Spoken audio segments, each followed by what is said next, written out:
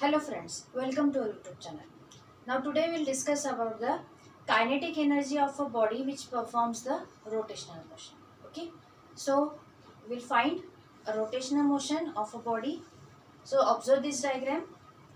Here this body performs the rotational motion. Okay, so let this object has total mass m, which is divided into number of parts. So here for example we have considered three parts, means three small particles of mass m1, m2 and m3.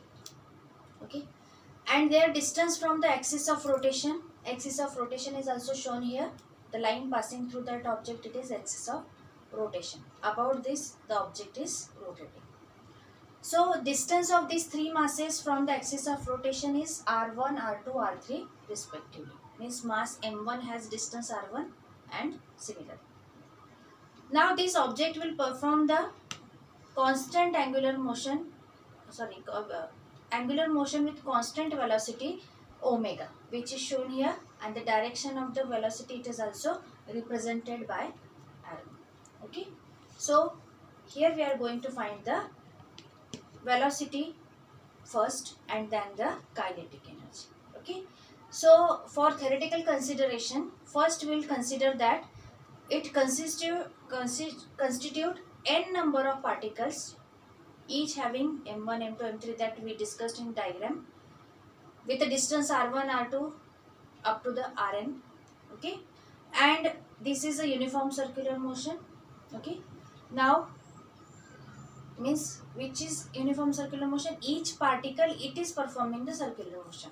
m1 मास जिथे situated आहे तो particle जो आहे तो circular motion मध्ये असणार आहे. Okay, सो त्याचा डिस्टन्स फ्रॉम सेंटर किती झाला, r1 झाला. Okay, so what is velocity relation here? Because the particle in circular motion performs angular velocity. Okay, that is having angular velocity omega. Now in this condition omega remains always the same. Okay, but the velocity, linear velocity of each particle will be different. Why it is different? Because of the relation. We know that v is equals to r omega, हे आपल्याला माहिती आहे. Okay, so are change होत असेल, omega constant आहे पण are change होते because distance of each particle from the axis of rotation is different. Okay, so if that distance is changing, automatically the product r omega will change and the linear velocity will change. So here the linear velocity is different for each particle and angular velocity omega is same for r particle. Now we'll find linear velocity for each particle. So first we'll find v1 according to the relation v1 is equals to r1 into omega.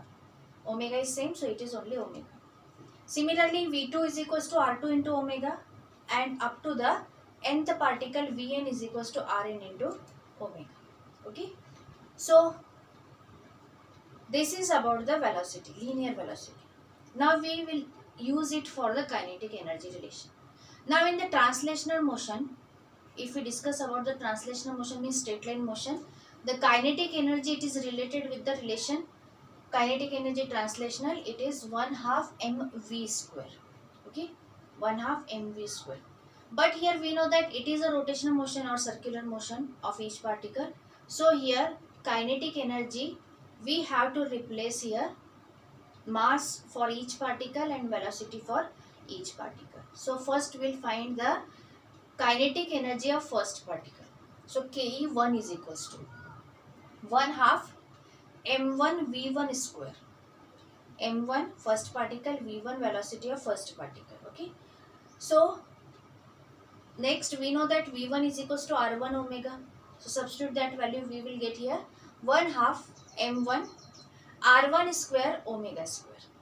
Okay, this is for the first particle.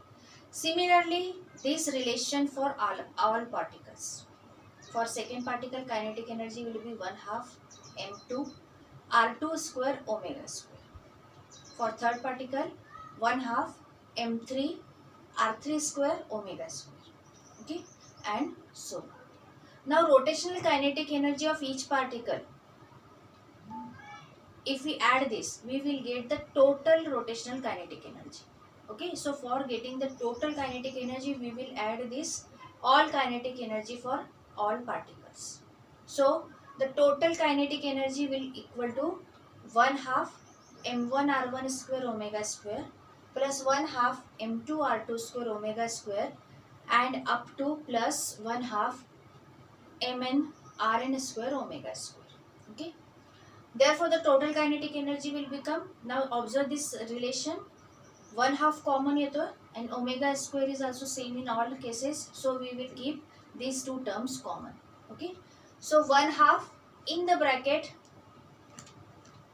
m1 r1 square plus m2 r2 square plus m3 r3 square and up to the mn rn square, and in bracket close, outside it is omega square again common. Okay, so we will take common according to our convenience. So 1 half in front it will take common and omega square at the last we are taking common. So now observe this bracket. In this bracket we are getting product of mass and the square of the distance of that mass particle from the axis of rotation and addition of all this. This is nothing but the moment of inertia, mi/ri square. Its summation is nothing but the moment of inertia, and the bracket represents here moment of inertia I. So this total equation now turned into the 1 half I omega square. Okay, where I, it is nothing but the moment of inertia. Now from this relation it is clear that I is equal to summation mi/ri square. It is replaced by mass m. Okay, if it consider the case of the translational kinetic energy and this rotational kinetic energy. Translation म्हणजे 1 half mv square ज्यावेळेस तो particle straight line मध्ये होता. Rotational kinetic energy means when the particle is performing the circular motion. Okay, so what are the formula? 1 half mv square and 1 half I omega square. So here suppose if I is replaced with mass m and omega is replaced with linear velocity v. So what we will get here?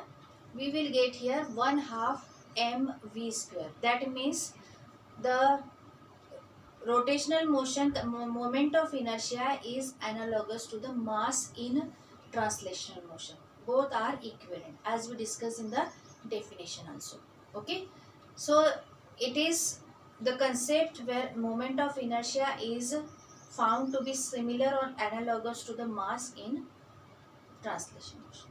Okay, and we will find here the formula also 1 half I omega square for the kinetic energy. Okay, hope you understand this concept of the kinetic energy. Okay, if you have any doubt, comment here, like our videos, share it.